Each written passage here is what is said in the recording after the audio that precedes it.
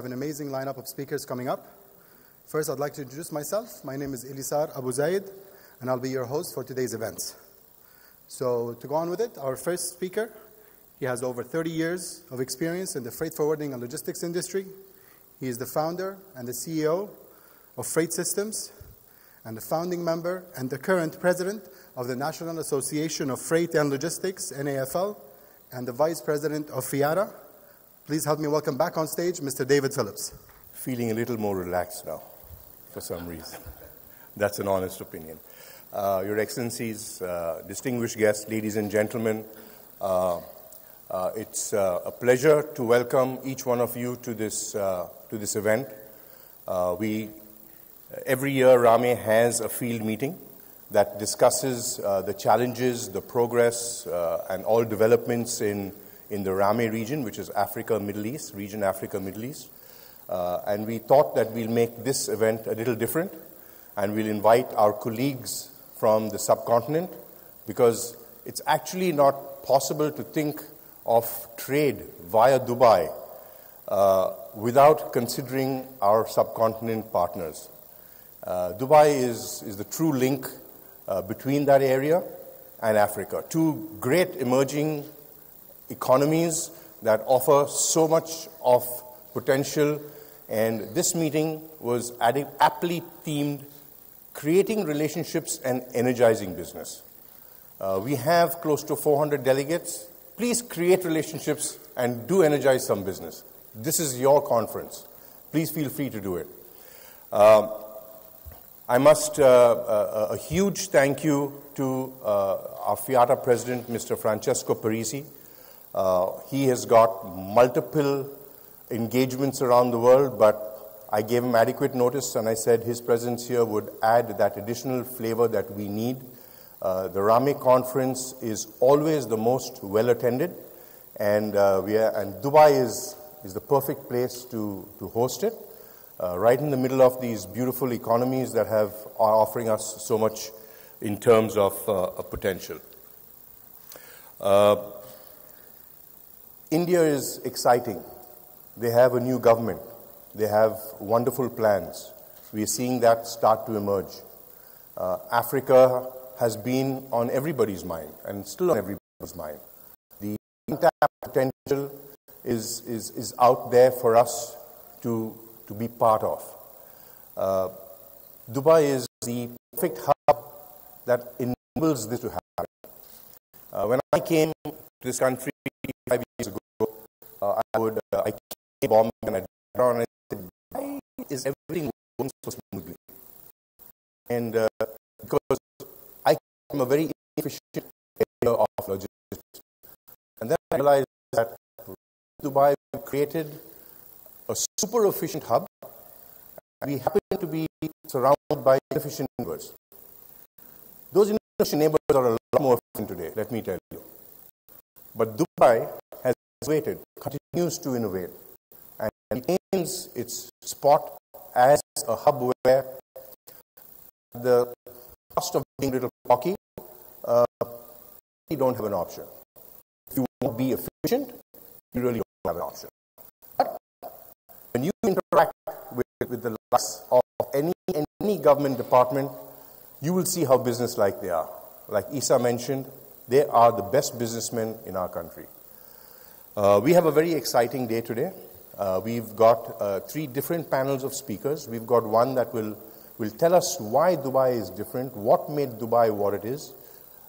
We have a panel of speakers from the subcontinent who will tell us what's happening in India, in Pakistan, and what's happening. How is that business? How is it relevant to the Middle East? How is it relevant to Africa? And then we have what I always enjoy hearing about is Africa. We tend to think of Africa with a legacy mind frame, and it's breaking down. The trade corridors that are coming up, the infrastructure that is being improved, the transit times between we don't like to say landlocked, between those countries are improving dramatically. It's because I would like to imagine that every country is getting better at what they do, and Dubai is a wonderful example of telling them how to get it done. So welcome, ladies and gentlemen, to a wonderful day. I am so glad to see all of you here today, and I guarantee you that you will have a very energized meeting today. And I urge you once again, don't forget our theme: create relationships and do some business. We're all businessmen at the end of the day. Thank you very much. Thank you very much, Mr. David. Thank you for reminding us, I think 4 times, creating relationship, energizing business. Now into our second address. He has served the industry for more than 40 years at all levels of management, holding many directorship roles in leading customs brokering, freight forwarding, supply chain companies. He is currently chairman for the South African Freight Forwarding Association for the past 7 years, and the current RAME chairman. Please help me welcome Mr. Basil Peterson. Am I on the spotlight? Good morning, everybody. I must admit it's an absolute honor for me to stand here and address you. So much has been said this morning already, and I think we can't help but congratulating David and his team for having put together an excellent opening. And I know that the next 2 days is going to be extremely beneficial to all of us who've taken the time to be here and to come and support you. So I really think that he needs a round of applause, ladies and gentlemen.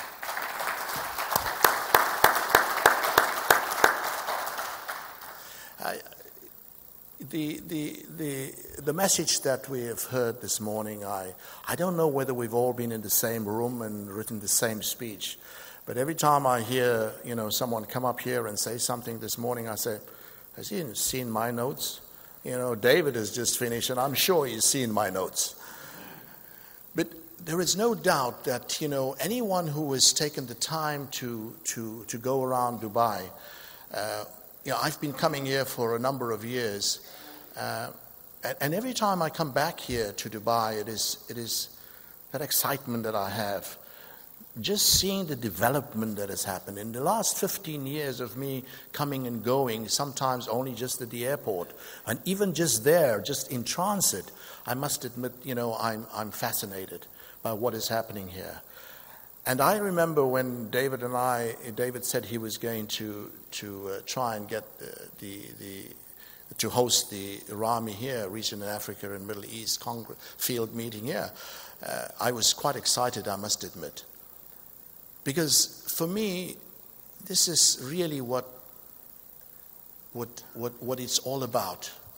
It's that innovation that we see. It's that ability to make things different. That ability not to be scared, so to speak, but to take the bull by the horns and say, we are going to do it. I think it was Mr. Baluch who said, the talking needs to stop sometime and there needs to be action.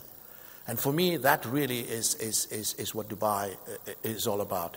When I go around here, I can't help but understanding and seeing and taking note of the many different cultures, the many different peoples that are here. I was pleasantly surprised walking into the hotel on my first day here, meeting a South African young lady working there, speaking Zulu. I said, "Wow, this is great stuff." What that tells me is that I think over the ages, we have seen where there is a pot of cultures mixing. We've seen all those areas where that happens, business happens. Because people have different needs, and people will always try and do things. Different cultures, different ideas, and different opportunities. And I think that for us, the next few days here is exactly what that is going to be all about. We've got all the brains here. We have all the brains in this room. And I have no doubt putting them all together and all their skills and many, many years of exciting business that they've done, we will come out with some plans. Maybe not for tomorrow morning to start, but I know that in the future these things will happen because I speak from experience. Whereas I I meet people at congresses, and years later, we do business together.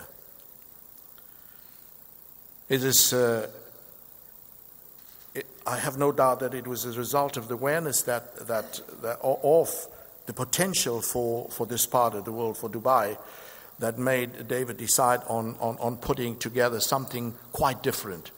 Instead of us just having our region, Africa and Middle East field meeting, he said, well, why can't we do it differently? Why can't we invite, all other businessmen? We trade with people, on both sides of where we are.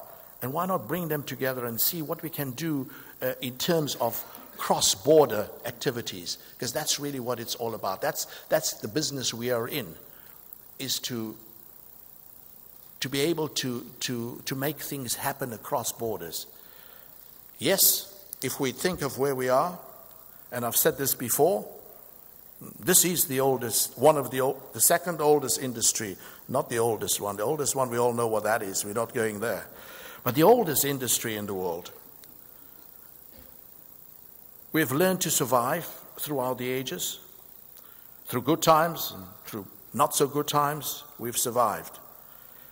And through that survival, we have forged and created ways of doing business because we had to survive. New ways have been found in doing things, moving goods, moving people from one place to the another. Such creative juices to flow, we have to engage. And throughout that engagement, that's where the energizing comes from, because we learn constantly. I do not know about you, but I'm certainly excited about the brain power and the great skills that we find here today. Working together and to create new opportunities where at some places none were there previously. Let us briefly consider what we have heard from His Excellency and the keynote speaker today. We've just heard about India growing at 7%. And in this time, in this day and age, this is phenomenal. Africa growing at 6%. Now, is it not then a natural thing that these two should be talking to one another? Is it then not a natural thing that, business should be thriving between these economies? Let's think about Africa. Let's think about India, for instance. Populations, there's no question we have the population, and everyone needs something. Let's think about the natural resources that there are. They're all there. All it needs to do is that we need to go out there and make it happen. We can continue with these economies. If we think about the development we heard earlier about, there is nothing that is going to happen without infrastructure. We've seen here, what is the success of Dubai? What is the success of this hub? It is the fact that infrastructure is never at question here. It is all there and it's continually being worked at. The excitement for me about this area is the fact that you've just heard from His Excellency, the fact that he's already thinking about the future. Even before the sanctions was lifted, they were already thinking about it. Now that for me is what it's all about. That for me is innovation. That for me is what this industry is all about, creating opportunities out of nothing. So, if we think about India, if we think about Africa, infrastructure is the thing at the moment. This is where I believe all of us will be able to participate in. I go around the continent. I've worked in 42 countries on the African continent, and I can tell you, I see every day with excitement the developments around this continent. I've been to India many times, and there too, I am just at awe about what is happening in these places. So, is it then not feasible that we should use whoever is in the center, the Dubai, as the hub for these things? Thank you, David, for having brought that to us. Remember that trade can only happen where there exist, barriers, barriers to trade have been identified and eliminated. Those kind of things we do not need. And it is up to us as businessmen to talk to our governments, to talk to those decision makers and those policy makers that, those things we should be working at. I understand the challenges that we have, especially on the African continent. But even then, I believe that we have the power to change these things. We need to create, as I said earlier, what I refer to as cross-border relationships with one another. And I believe that that's one of the main purposes of this gathering. We are responsible for the future and would encourage each and every one to seize the opportunity and to forge lasting business relationships with one another. Let us open our minds during this period to new learning opportunities and ask the question that needs